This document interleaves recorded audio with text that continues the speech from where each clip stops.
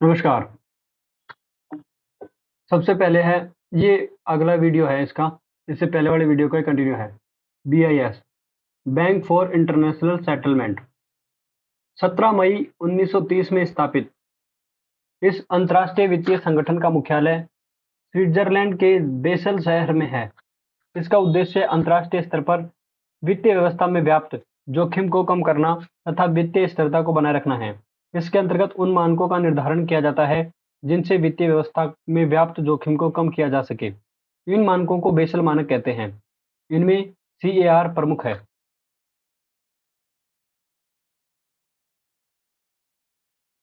CAR, capital adequacy ratio.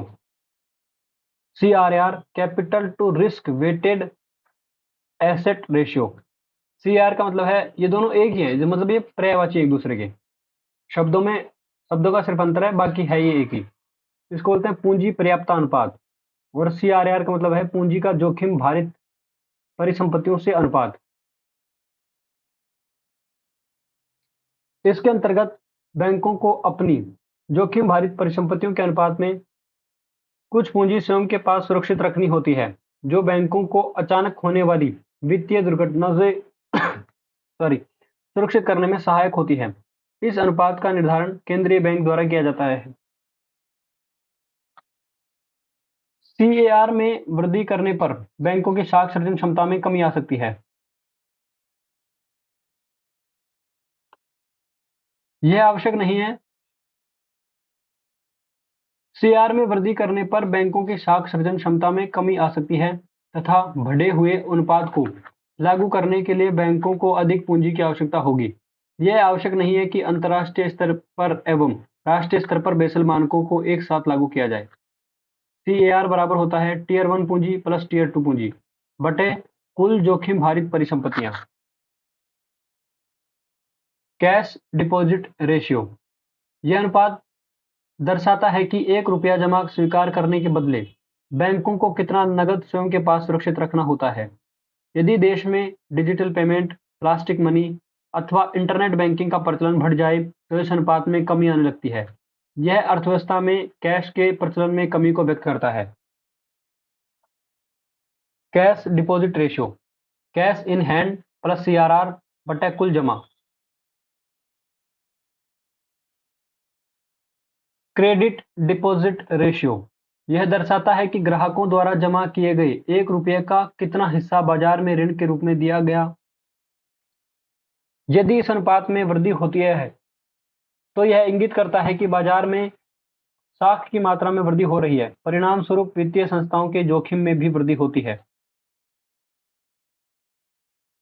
अगला है sorry इसका मत क्रेडिट डिपॉजिट रेशियो का फॉर्मूला होता है कुल उधार बटा कुल जमा। आगे है बैंकिंग पूंजी यानी कि बैंकिंग कैपिटल, टीयर 1 और टीयर 2। टीयर 1 पूंजी कौन सी होती है? यह पूंजी अधिक तरल होती है। इस पूंजी की दबाव झेलने की क्षमता अधिक होती है। उदाहरण के लिए एसएलआर और सुरक्षित लोन। कोर कैपिटल या मुख्य पूंजी, इसे ही कोर कैपिटल या मुख्य पूंजी भी कहते हैं। दूसरी है टीयर 2 पूंजी। यह पूंजी टीयर 1 की तुलना में कम तरल होती है। इसकी जोखिम सहन करने की क्षमता भी कम होती है। उदाहरण के लिए असुरक्षित ऋण यानी कि बिना गिरवी रखे हुए अनसिक्योर्ड लोन और बैंकिंग गतिविधियों से प्राप्त आय। आगे है लेवरेज रेशियो। यह बैंकों की टीयर 1 पूंजी तथा उनकी कुल परिसंपत्तियों के मध्य का अनुपात है। यह अनुपात बैंकों में कोर कैपिटल की उपलब्धता को दर्शाता है। इस अनुपात का अधिक होना यह इंगित करता है कि बैंकों की वित्तीय जोखिम सहन करने की क्षमता अधिक है। अमेरिका के 2007-8 के संकट के बाद बेसल मानकों के तहत अंतर्राष्ट्रीय स्तर पर वित्तीय व्यवस्था के जोखिम को न्यूनतम करने के लिए इस अनुपात की शुरुआत की गई।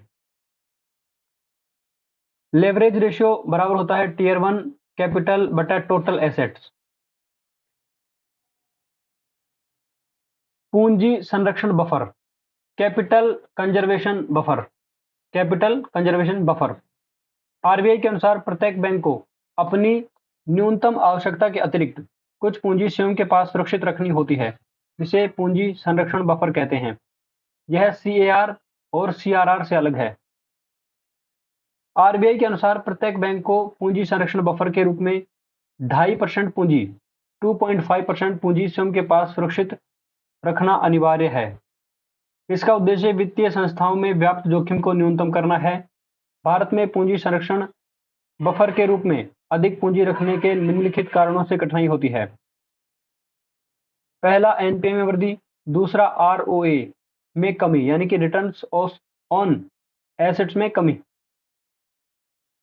तीसरा, परिसंपत्तियों की गुणवत्ता में कमी। चौथा, सार्वजनिक क्षेत्र के बैंकों द्वारा पूंजी के लिए सरकार पर अधिक निर्भर होना। अब बात करते हैं आरबीआई की बैलेंस शीट की। आरबीआई की बैलेंस शीट जैसे सब बैलेंस शीट में होता है, एक तरफ होती है देयताएं, एक तरफ होती है परिसंपत्ति या एसेट्स, लायबिलिटी और एसेट्स। आरबीआई की देयताएं क्या क्या हैं? करेंसी नोट आरबीआई की देयता है। बैंकों द्वारा आरबीआई के पास जमा है वो आरबीआई की देयता है। रिजर्व फंड देयता है। जोखिम प्रावधान देयताएं हैं और अंश पूंजी यानी कि शेयर कैपिटल वो भी देयता है। आरबीआई की संपत्ति क्या है? परिसंपत्तियां हैं, गोल्ड है, आरबीआई द्वारा दिया गया ऋण है और घरेलू अथवा विदेशी निवेश है। आरबीआई की आय के स्रोत, पहला है ब्याज प्राप्ति, पहला घरेलू स्रोत में है और दूसरा विदेशी स्रोत। घरेलू स्रोत में है ओएमओ, एमएसएफ रेट, एलएएफ और सरकार एवं बैंकों को दिया गया ऋण और डब्ल्यूएमए। ये हम आगे देखेंगे डब्ल्यूएमए क्या होता है, ये आगे बताएंगे। विदेशी स्रोत में क्या है? विदेशी परिसंपत्तियों से प्राप्त ब्याज। अन्य स्रोत हैं जिनमें है कमीशन, बट्टा यानी कि डिस्काउंट और विदेशी अथवा घरेलू परिसंपत्तियों को बेचने से प्राप्त लाभ।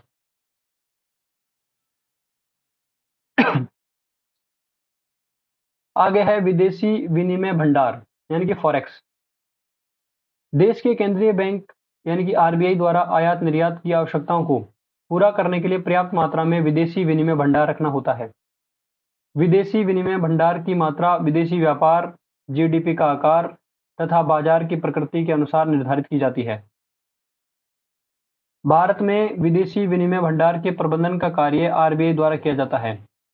विदेशी विनिमय भंडार का तात्पर्य किसी अर्थव्यवस्था के पास एक निश्चित समय पर उपलब्ध विदेशी परिसंपत्तियों की मात्रा से है, जिससे वह देश अपने विदेशी व्यापार को सुचारू रूप से बनाए रख सकता है। इस भंडार में निम्नलिखित बिंदु शामिल है। पहला है गोल्ड, दूसरा है विदेशी मुद्रा में धारित परिसंपत्तियां, तीसरा है एसडीआर और चौथा है रिजर्व ट्रांच। ये भी हम जब WIMF पढ़ेंगे तब समझेंगे रिजर्व ट्रांच क्या होता है। अगला है डिजिटल पेमेंट इंडेक्स, डिजिटल भुगतान सूचकांक। आरबीआई द्वारा डिजिटल पेमेंट इंडेक्स का प्रयोग डिजिटल भुगतान की गहनता को मापने के लिए किया जाता है। इस इंडेक्स की गणना अर्धवार्षिक आधार पर की जाती है तथा इसके लिए मार्च 2018 को आधार माना गया है। इस इंडेक्स में निम्नलिखित 5 आयाम हैं। पहला है भुगतान सहायता, इसका भारांश 25% है। दूसरा है भुगतान आधारभूत संरचना, मांग पक्ष का, वो है 10%, इसका भारांश 10% है। तीसरा है भुगतान आधारभूत संरचना आपूर्ति पक्ष की, इसका भारांश 15% है। चौथा है भुगतान निष्पादन, इसका भारांश 45% है। और पांचवा है केंद्रीय उपभोक्ता केंद्रीयता, 5% इसका भारांश है। बाकी इसको साइनॉप्सिस से और इकोनॉमिक सर्वे से 2022 के वहां से अपडेट कर लेना है। आगे है LTRO, long term repo operations, long term repo operations. इसके अंतर्गत आरबीआई द्वारा बैंकों को दीर्घकालिक अवधि के लिए प्रतिभूतियों के आधार पर ऋण उपलब्ध कराया जाएगा। यह प्रक्रिया रेपो ऑपरेशंस की तरह ही कार्य करेगी, यद्यपि यहाँ ऋण की अवधि 1 वर्ष से 3 वर्ष की होगी। कोविड-19 के दौरान बाजार में अतिरिक्त तरलता उपलब्ध कराने के लिए आरबीआई ने इस व्यवस्था की शुरुआत की थी। यदि LTRO में किसी क्षेत्र विशेष को लक्षित किया जाए तो उसे TLTRO या टारगेटेड LTRO कहते हैं। SDF, standing deposit facility. इसके अंतर्गत आरबीआई बैंकों से सिक्योरिटी गिरवी रखे बिना ऋण ले सकता है। इसका उद्देश्य आरबीआई की सिक्योरिटी संबंधित आवश्यकताओं को कम करना है। इसके अंतर्गत तरलता अवशोषण के लिए प्रतिभूतियों को जमानत के रूप में रखने की आवश्यकता नहीं है। आरबीआई अधिनियम 1934 की धारा 17 के अनुसार आरबीआई को यह अधिकार है कि वह एसडीएफ संबंधित प्रावधान बना सकता है, यद्यपि यह भी रिवर्स रेपो रेट के उद्देश्य को ही पूरा करेगा। रिवर्स रेपो रेट की व्यवस्था समाप्त नहीं हुई है। रिवर्स रेपो रेट का उद्देश्य क्या है? यह है सरकार की देयताओं को बढ़ाए बिना बाजार से तरलता का अवशोषण करना। ठीक है, इस वीडियो में इतना ही। मिलते हैं नेक्स्ट वीडियो में, तब तक के लिए थैंक यू।